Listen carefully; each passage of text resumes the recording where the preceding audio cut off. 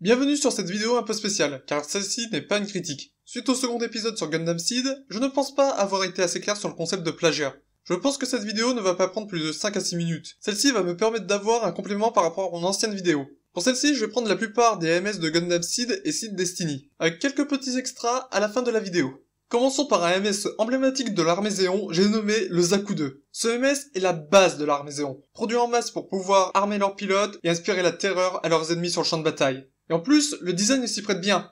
Allez, rencontrons sa copie carbone, le Zaku Warrior. Quoi? Non, même pour le nom, ils ne se sont pas fait chier. Déjà, ça annonce le plagiat. Il est le MS principal de Zaft. Oui, mais Zaft, ce n'est pas Zéon. À quoi je réponds que tous les deux sont des gouvernements spatials. Attendez, je vais mettre un tableau comparatif. Voilà, nous avons son utilisation dans l'histoire. Ça, c'est fait, l'organisation est définie. Passons à l'armement. Voyons voir. D'un côté, nous avons, pour notre version originale, des grenades à fragmentation, un fusil d'assaut, un bazooka et une hache thermique. Et pour notre copie seulement, un fusil d'assaut. Non, mais ils ont aussi copié le design du fusil. Quelle bande de branleurs. Passons toujours au même MS, à l'exception près qu'il est rouge, le Zaku 2 Commander Type de char Aznavel. Aussi surnommé la comète rouge par ses alliés comme par ses ennemis, dû à son Zaku modifié. Le rendant plus rapide, chose qui apparaît aussi dans les rangs Zaft. Non pas parce que le pilote est talentueux, mais pour le fanservice.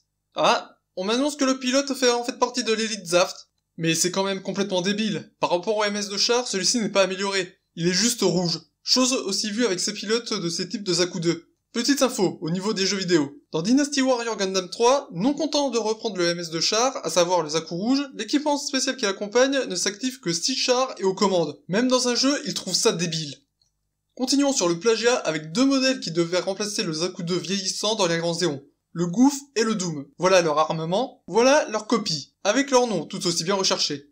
Pour le Goof, je ne vais pas en parler, car c'est comme il y a quelques minutes. Mais le Doom, à la seule différence qu'il a, il n'appartient à aucune faction, à part Alaxu. Mais là où toute la copie prend son sens, c'est dans l'utilisation d'une technique appelée Jet Stream Attack. Voilà la version originale.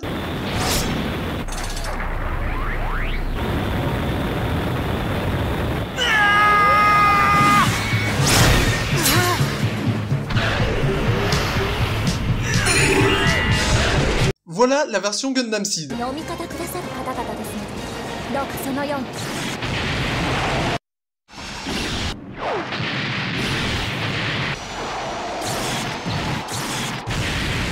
Mode chinois activé. Mais c'était raciste. Ta gueule. Vous voyez, ceci est l'un des acteurs principaux qui ne m'a pas fait aimer le manga, avec les autres que j'ai dénoncés dans ma critique. Mais ce n'est pas pour autant que je vois la copie partout. Pour le reste de l'univers, je peux nommer les DIN. MS qui ressemble très fortement au MS de l'armée Zéon, mais dont l'armement et aussi le design est différent, malgré que l'on retrouve certains points communs. Dans Seed, le début ressemble au début de la série originale, mais dont les personnages et l'histoire sont différentes, ce qui permet de prendre une direction différente. À présent, je vais vous expliquer comment je vois les références. Il y a quelques secondes, j'ai parlé du DIN, mais je voudrais aussi parler d'un MS qui ressemble certes fortement au RX-78, qui a à peu près le même armement. Je vais bien sûr parler du Zero Gundam, ou O Gundam.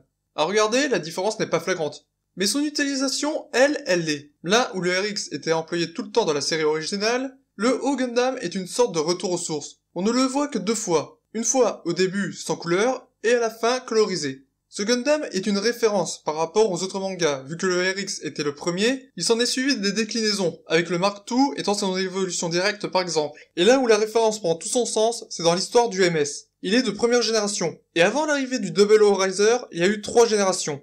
La première est composée du Zero Gundam. La seconde est elle composée de CMS, que l'on voit notamment dans le manga papier Feresque, qui se situe entre les deux saisons. Et enfin, les MS de 3e, 4e et 5e génération, que l'on voit respectivement dans la saison 1, 2 et le film. Pour résumer, un MS qui a servi de base pour créer les autres générations. Tout comme pour nous quand on regarde les premiers mangas avec le Gundam. Si ce n'est pas une référence qui déchire.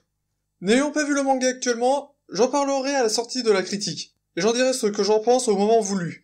Et il est évident que durant cette vidéo, je n'ai pas parlé des évolutions. Il est tout à fait normal qu'un Deradoga, un Isaac ou un Geldoul soient inspirés du Zaku 2, vu qu'ils font d'abord partie du même univers, et en temps de guerre, il est normal d'améliorer son armement à partir de l'existant, et de récupérer des technologies à l'ennemi. C'est le cas par exemple de l'Isaac. La vidéo arrivant à son terme, j'espère que ce genre de petit format vous a plu. Cela me permet d'alléger mes critiques et de m'attaquer à un point bien précis sans que je sois obligé de m'étaler sur la critique principale.